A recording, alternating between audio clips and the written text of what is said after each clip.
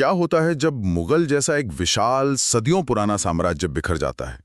क्या उसके बाद सिर्फ धूल, धुआं, अराजकता और अव्यवस्था ही फैलती है?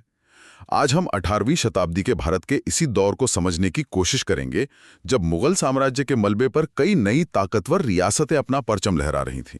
ये एक बहुत ही अहम सवाल है, क्योंकि अक्सर किसी बड़े साम्राज्य के पतन को सिर्फ एक अंत की तरह देखा जाता है, मतलब एक डार्क एज की शुरुआत की तरह। लेकिन इतिहास में हर अंत एक नई शुरुआत भी होता है। बिल्कुल। और आज की हमारी बातचीत का मिशन यही समझना है कि ये दौर सिर्फ पतन का नहीं, बल्कि परिवर्तन का था।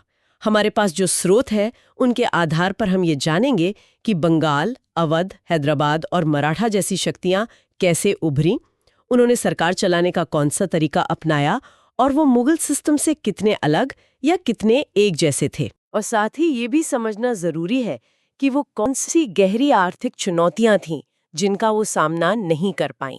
यही वो कमजोरी थी जिसकी वजह से वो बाद में बाहरी ताकतों, खासकर अंग्रेजों के सामने टिक नहीं सके। तो चलिए शुरू करते हैं।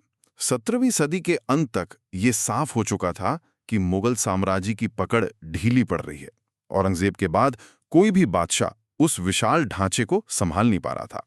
तो इस पावर वैक्यूम को, इस खालीपन को किसने और कैसे भरा? देखिए, जैसे जैसे दिल्ली में मुगल सल्तनत कमजोर हुई, पूरे देश में स्थानीय और क्षेत्रीय ताकतें सिर उठाने लगीं। ये वो लोग थे जिनके पास जमीन थी, पैसा था, और अब वो अपनी राजनीतिक ताकत भी दिखाना चाहते थे। इसी के साथ 18वीं सदी में मुगल साम्राज्य के खंडरों पर बंगाल, अवध, हैदराबाद, मैसूर और मराठा राज्यों जैसी कई आजाद और सेमी आजाद रियासतें उभरीं। और यही वो नई पावर्स थीं जिनका सामना बाद में ईस्ट इंडिया कंपनी को करना पड़ा, जब वो भारत पर अपना कब्जा जमाने की कोशिश कर रहे थे, है ना? एकदम। ये उस समय के भारत की नई पॉलिटिकल रियलिटी थे। लेकिन ये सारी ताकतें एक जैसी तो नहीं रही होंगी। मतलब मराठों का उठना और बंगाल के नवाब का पावर में आना, इन दोनों के बनने की कहानी तो बिल्कुल अलग लगती है। आपने बिल्कुल सही नस पकड़ी है। इनके बनने की प्रक्रिया में एक बहुत बड़ा फर्क था। इन्हें हम दो मेन कैटेगरी में बांट सकते हैं। पहली कैटेगरी थी उत्तराधिकारी राज्यों, यानी क्या कहते हैं, सक्सेशन स्टेट्स की। इसमें बंगाल, अवध और हैदराबाद जैसे राज्य थे। ये वो सूबे थे जहां मुगल गवर्नरों ने देखा कि दिल्ली की सल्तनत कमजोर हो गई है, तो उन्होंने खुद को लगभग आजाद घोषित कर दिया। अच्छा, तो ये वो लोग थे जो पहले से ही सिस्टम का हिस्सा थे, और जैसे ही मौका मिला उन्होंने अपने लिए एक बड़ा हिस्सा काट लिया। और दूसरी कैटेगरी कौन सी थी? दूसरी कैटेगरी उन राज्यों की थी जो सीधे सीधे मुगल सत्ता के खिलाफ बगावत से पैदा हुए थे, जैसे मराठा, अफगान, जाट और पंजाब के राज्य। ये स्थानीय सरदारों, जमींदारों और किसानों के विद्रोह का नतीजा थे, जो मुगल हुकूमत से एक तरह से तंग आ चुके थे। मतलब एक तरफ थे वो लोग जो सिस्टम के अंदर से ही ऊपर आए, और दूसरी तरफ थे बागी। मुझे तो लगता है इनके काम करने के तरीके में जमीन आसमान का फर्क होना चाहिए। क्या वाकई ऐसा था? यही तो सबसे हैरानी की बात है। उनके पैदा होने के तरीके भले ही अलग थे, लेकिन लगभग इन सभी का सरकार चलाने का तरीका और एडमिनिस्ट्रेशन मोर और लेस एक जैसा ही था।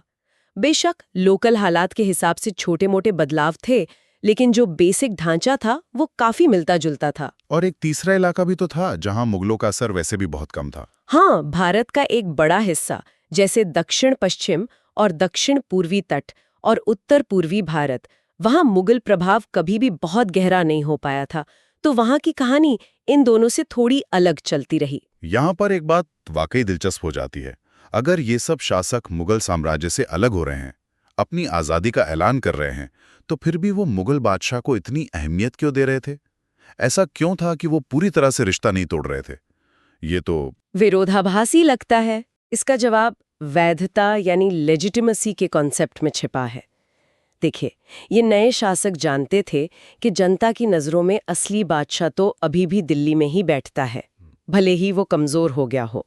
इसलिए अपनी हुकूमत को जायज़ ठहराने के लिए उन्होंने मुगल बादशाह की नाममात्र की सत्ता को स्वीकार कर लिया। वो खुद को बादशाह के प्रतिनिधि या गवर्नर के तौर पर पेश करते थे। अच्छा, तो ये कहने का एक तरीका था कि देखो, अब यहाँ हमारा शासन है, लेकिन हम कोई बाहरी या विद्रोही नहीं है, हमें पुराने साम्राज्य का आशीर्वाद भी मिला हुआ है। ये तो बहुत स्मार्ट पॉलिटिकल मूव था। बिल्कुल सही। ये एक प्रतीकात्मक जुड़ाव था जो उन्हें शासन करने का हक देता था। और ये तरीका सिर्फ सियासत तक ही सीमित नहीं था, बल्कि उनके एडमिनिस्ट्रेशन में भी साफ दिखाई देता था। खासकर उत्तराधिकारी राज्यों ने तो मुगल सिस्टम को जस का तस अपना लिया, क्योंकि वो उन्हें विरासत में मिला था। बाकियों ने भी मुगल रेवेन्यू सिस्टम यानी लगान वसूलने के तरीके को अपनी ज़रूरतों के हिसाब से ढाल लिया। तो फिर इन राज्यों में आम लोगों की जिंदगी कैसी थी? क्या ये वही अराजकता का दौर था जिसके बारे में हम हमेशा सुनते हैं कि साम्राज्य के गिरते ही हर तरफ लूटपाट और मारकाट मच गई थी? बिल्कुल नहीं। ये अराजकता वाली बात 18वीं सदी का सबसे बड़ा मिथक है। हमारे स्रोत साफ कहते हैं कि इन नए शासकों ने सबसे पहले कानून व्यवस्था यानी लॉ एंड ऑर्डर पर ध्यान दिया। उन्होंने काम करने लायक आर्थिक और प्रशासनिक ढांचा खड़ा किया। उन्होंने उन छोटे मोटे सरदारों और जमींदारों को भी कंट्रोल किया जो अक्सर किसानों की फसल पर कब्जे के लिए आपस में लड़ते रहते थे। उन लोकल पावरफुल लोगों यानी जमींदारों के साथ इनके रिश्ते कैसे थे?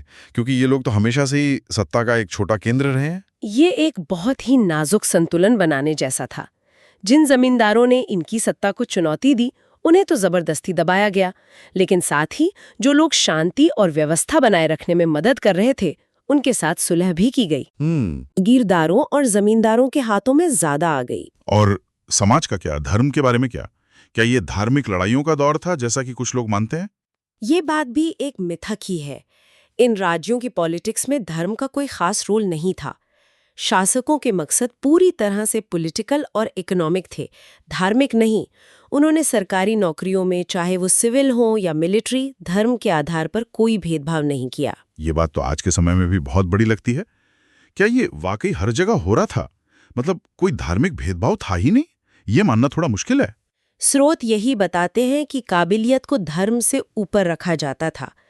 और इससे भी दिलचस्प बात यह है कि जो लोग इन शासकों के खिलाफ विद्रोह कर रहे थे वो भी शासक के धर्म को मुद्दा नहीं बना रहे थे।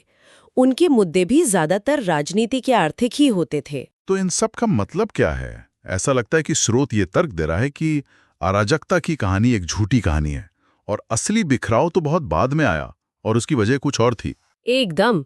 स्रोत में साफ लिखा है कि इस बात का कोई ठोस सबूत नहीं है कि मुगल साम्राज्य के पतन के तुरंत बाद भारत में अराजकता फैल गई थी। असल में 18वीं सदी में जो भी प्रशासनिक और आर्थिक उथल-पुथल हुई वो ज्यादातर ब्रिटिश विजय के युद्धों और भारतीय राज्यों के अंदरूनी मामलों में अंग्रेजों के दखल के बाद आई। एक मिनट, अगर सब कुछ इतना ही अच्छा चल रहा था, लॉ एंड ऑर्डर था, प्रशासन ठीक था, धर्म को लेकर भी लड़ाई नहीं थी, तो फिर ये सारे राज्य एक एक करके अंग्रेजों से हार कैसे गए? ये पूरी कहानी कहीं तो कमजोर पड़ रही है। कहाँ थी वो दरार? वो दरार बहुत गहरी थी और राजनीतिक नहीं बल्कि आर्थिक थी।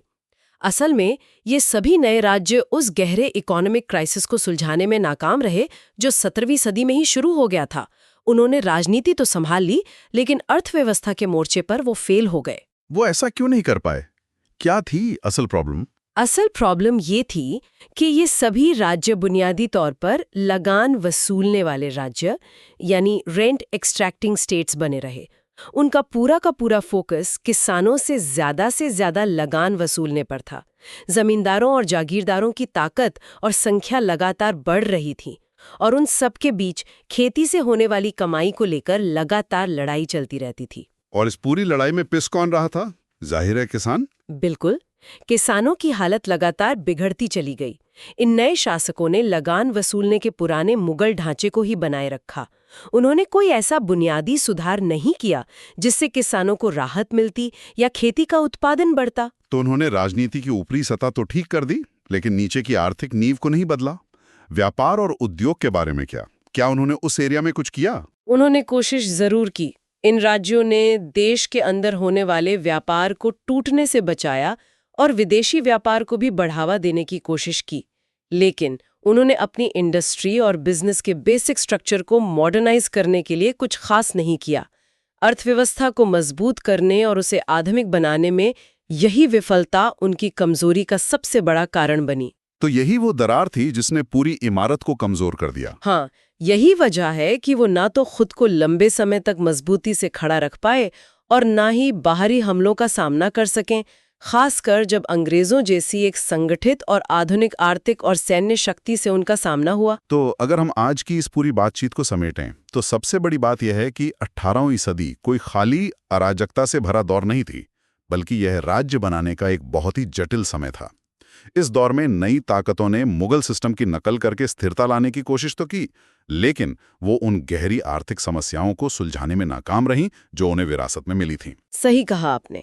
ये कहानी हमें दिखाती है कि राजनीतिक वैधता और एक अच्छा प्रशासनिक ढांचा तब तक काफी नहीं होता जब तक कि देश की आर्थिक नींव कमजोर हो और उसे समय के साथ बदला न जाए। इन राज्यों में राजनीतिक स्थिरता के नीचे एक आर्थिक संकट पनप रहा था, जिसे वे या तो देख नहीं पाई या नजरअंदाज कर गई। और ये हमारे श्रोताओं के लिए एक सवाल छोड़ जाता है।